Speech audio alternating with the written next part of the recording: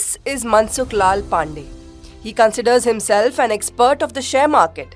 His society people also consider him a stock market guru. But the fact is, he makes wrong decisions and suggests the same to others. He is a huge risk taker. He looks to buy at every fall. Today, he is meeting Akash Gupta, who also stays in the same society.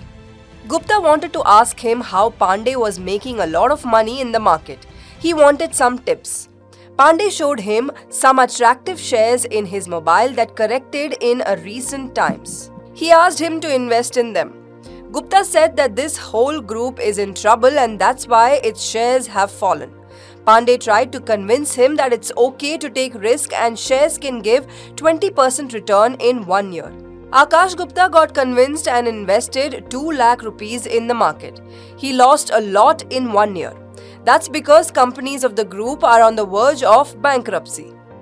Are you also investing in a market on the advice of such so-called market gurus? Akash invested a lot of money in the stock without research about the company. Even when you buy an old car, you do a background check about the owner, accident history, etc. Even when you get a job in a company, you check about the company, how strong are its fundamentals, will it grow, and all of that. So think about it. When you're investing your hard-earned money in a company, doesn't it require proper research and due diligence? You should look at the company's history, its business models, risks for the company, its financial position, and also about its promoters. So before investing in a company, you should look at the various fundamental parameters. But looking at promoters and their track record are most important. From business ideation to execution and making the company profitable, the promoter has a huge role throughout the journey. There can be 1, 2, or several promoters in the company. In some cases, an entity can be a promoter. Sometimes a company is controlled by its top management. You can look at ICICI and ITC for such situations. They don't have any promoter. Promoters play a huge role even in growing a company. This is just like sowing a seed in the soil. Promoters coordinate between different departments and give overall guidance and strategy about a company. They then convert an idea into a profitable business. It is very important to look at the promoter's track record before investing in a company. You should also track company's performance under the promoter. Sir, promoter is the person who is mainly responsible for important decisions in the company. Higher the stake of a promoter, better will be the decisions, and it's important from investors' point of view. So we believe that higher the promoter holding, higher will be the confidence of the investors in the company. So that is why looking at promoters holding is important. And if say more than 50% promoter is holding, then investors will show more confidence in such companies. So while investing in a share, look at who is the promoter, his track record, his decisions during tough times, growth shown by the company. Also, look at the promoter's holding in the company. How much of a company does the promoter own? Let us say a company has 100 shares and out of that, public and different investors have 25 shares. So it means that promoters are left with 75 shares. This translates into 75% ownership of promoters in the company. Promoters holding is very important, but we need to understand that there are certain exceptions also. There are two kinds of companies which can be segmented into two sections. One is called closely held companies.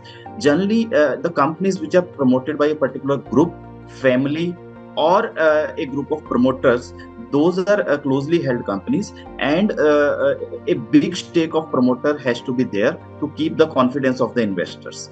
Secondly, are professionally run companies. There are big names, big companies which are professionally run, and the stakeholders in these companies can be FIIs, DIIs, government, some renowned investors, and maybe retail public.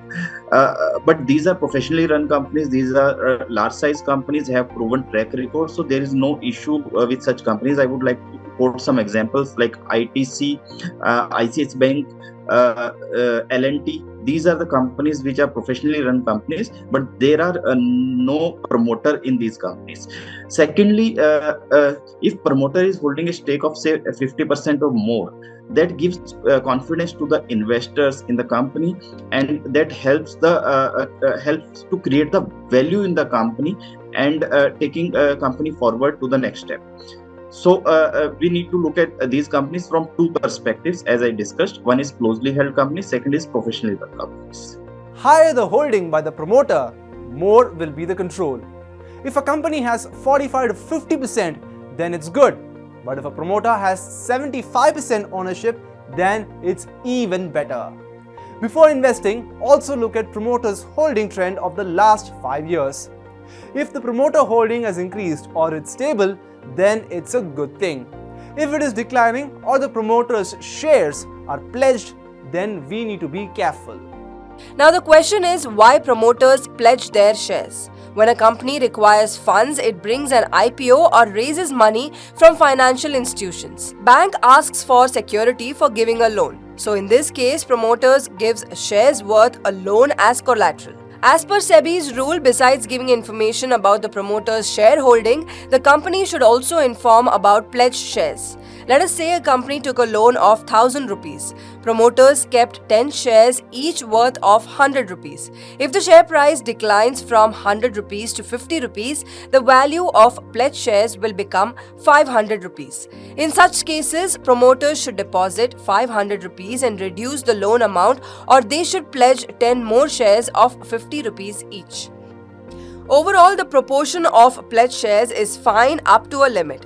If the number of pledged shares continuously increase or it is more than 50%, then it is a big red flag. So see, pledging is a normal process in businesses, and this happens generally. A pledge is done when a company requires fund for its operations or maybe some capital expenditures.